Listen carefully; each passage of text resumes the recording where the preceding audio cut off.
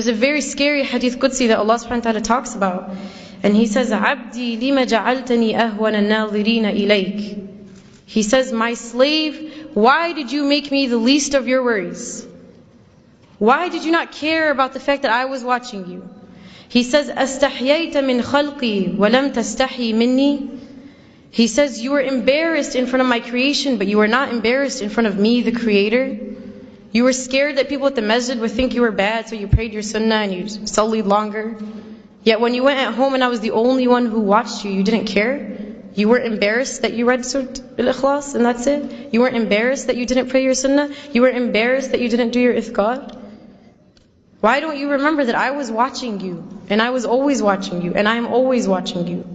And subhanAllah, I don't know if you guys were at the session right before this. Sheikh mentioned a beautiful story, and I'm going to share it. So if you heard it, I'm sorry that I'm repeating, but he talked about how when he was 16, he became like a Quran assistant in his masjid, and he was teaching alongside of like this awesome Sheikh, right? He was talking about how he was 16, teaching Quran, and he felt like a G. He was like, man, I'm like awesome. I'm 16 and I'm teaching Quran to other people. And so one day, I guess he went to the masjid early, like before Fajr or something, and he went, and he found that his Sheikh's car was parked outside the masjid, but all the lights were closed. So he was like, okay, that's kind of weird.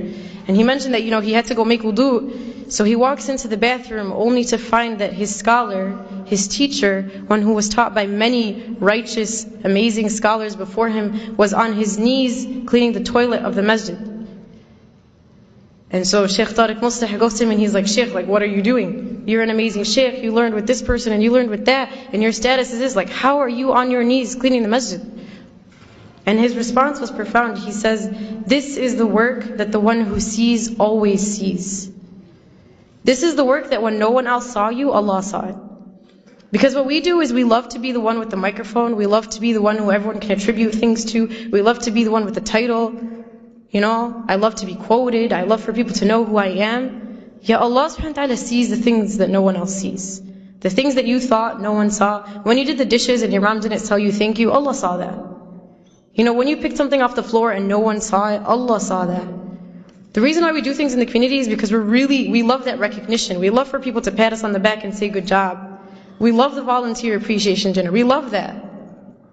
But realize you're not always going to get it, and sometimes it's better for you that only Allah subhanahu wa ta'ala saw it.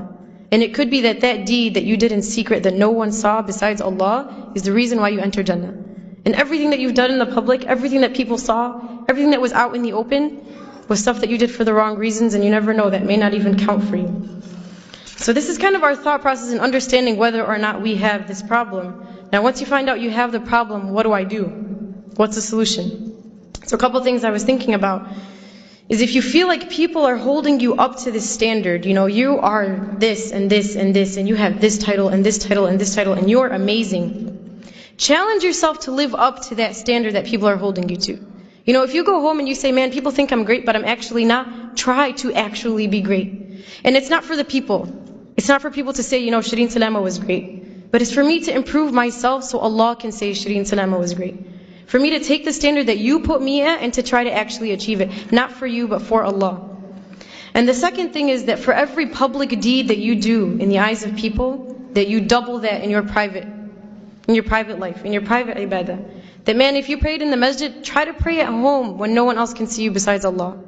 Try to wake up when everyone's asleep, in the dark, just you and Allah. Create that relationship. And the third, and this is a dua that was taught to us by Abu Bakr radiallahu anhu. He used to receive praise, and there was this beautiful dua that he used to say. And it goes, Allahumma ghfir li ma la ya'lamoon, waj'alni khayran mimma yadhunnun. Which translates to, Oh Allah, forgive me for what they do not know about me, and make me better than what they think that I am. Because it's funny, we like to cover up the fact that all of us have a hidden past. All of us have some secret, all of us have some sin, all of us have something that we've done that no one else knows. But remember that when you're being praised, that you once were in that state. Not to put yourself down, but for you to remember that Allah subhanahu wa ta'ala is the one who brought you there. And finally, and I'll conclude in reminding us that this is a journey. This by no means is something that we are going to accomplish. It's going to be a constant struggle. But at least when we die, we'll be dying on the path and struggle for the sake of Allah subhanahu wa ta'ala. So I ask Allah subhanahu wa ta'ala to make us among those who can improve upon ourselves and to make the journey to Him easy. Subhanakallahumma wa bihamdik nashhadu an la ilaha illa ant nastaghfiruka wa natubu ilayk. Assalamu alaikum wa rahmatullah.